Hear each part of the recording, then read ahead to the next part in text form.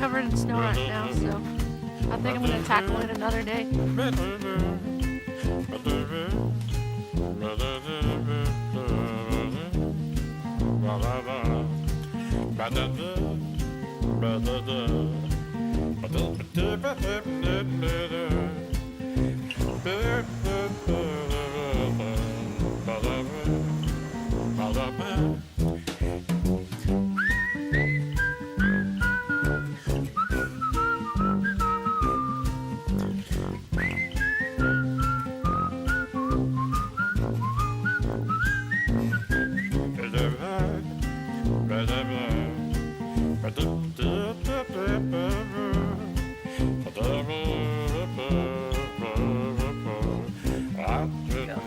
Got an Elmer Fudd hat on.